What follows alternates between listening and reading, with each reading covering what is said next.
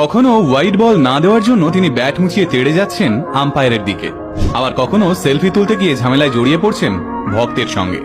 আবার এই মানুষটাই বাংলাদেশের হয়ে খেলতে নেমে 40 বার ম্যান অব দ্য ম্যাচের শিরোপা পেয়েছেন। তাবড় তাবড় এক্সপার্টদের মতে তিনি সর্বকালের অন্যতম সেরা একজন অলরাউন্ডার। হ্যাঁ, ঠিকই ধরেছেন, আমরা আজ কথা বলছি বাংলাদেশ ক্রিকেটের পোস্টার বয় সাকিব আল হাসানকে নিয়ে।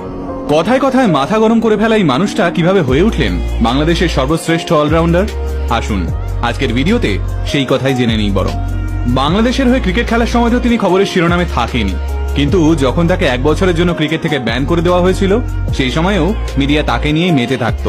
অথচ একসময় সাকিবের বাবা মাসরুর রেজা চাইতেন তার ছেলে একজন ফুটবলার হোক, কারণ তিনিও একসময় ফুটবল খেলতেন।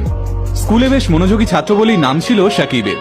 ক্লাসের সেরা ছাত্রদের মধ্যে এই নাম আসতো তার। অবশ্য পড়াশোনায় ভালো হলে কি হবে, সুযোগ পেলেই ক্লাসে ফাঁকি দিয়ে ক্রিকেট খেলতে চলে যেত সাকিব। পড়াশোনা ফাঁকি দিয়ে ক্রিকেট খেলার জন্য বাবার কাছে কম ধমক শুনতে হয়নি সাকিবকে, কিন্তু ধমকেও কোনো কাজ হচ্ছিল না।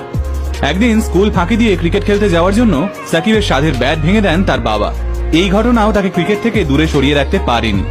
বন্ধুদের ব্যাট নিয়ে দিব্যি খেলা শুরু করে দেন সাকিব আল হাসান। ছেলের জেদের কাছে হার স্বীকার করেন বাবা। এরপর বাংলাদেশ ক্রিকেট বোর্ডের ক্যাম্পে যোগ দেন সাকিব। প্রথমে তিনি ছিলেন পেস বোলার, কোচের পরামর্শে স্পিন বল বেছে নেন। আর ব্যাট তো তিনি দুর্দান্ত করতেনই। স্পিন বোলিং আর দুর্ধর্ষ ব্যাটিং, এই দুইয়ের কম্বিনেশনে তিনি একজন তুখোড় ক্রিকেটার হয়ে ওঠেন। খুব অল্প সময়েই বাংলাদেশ ক্রিকেট টিমে অন্তর্ভুক্তি হয় সাকিব আল হাসানের। মাত্র 22 বছরে বিশ্ব ক্রিকেটের ইতিহাসে পঞ্চম কনিষ্ঠতম অধিনায়ক হন সাকিব। তাঁর নেতৃত্বে 2009-10 সালে দেশের বাইরে প্রথম টেস্ট সিরিজ জেতে বাংলাদেশ। বলা যায় সাকিব আল হাসান আসার পর থেকেই বাংলাদেশ ক্রিকেটের আমূল পরিবর্তন হয়। 2017 সালে বাংলাদেশে খেলতে আসে অস্ট্রেলিয়ার মতো তুখোড় টিম।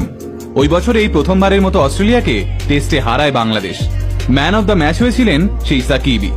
টেস্ট, ওয়ানডে এবং টি20 মিলিয়ে তিনি 14,000-এরও বেশি রান করেছেন। বাংলাদেশের জার্সি পরে খেলতে নেমে 674টি উইকেট তুলে নিয়েছেন। তার এই চোখ ধাঁধানো পরিসংখ্যানের থেকেও জানিয়ে বেশি আলোচনা হয় তা হলো তার আগ্রাসন।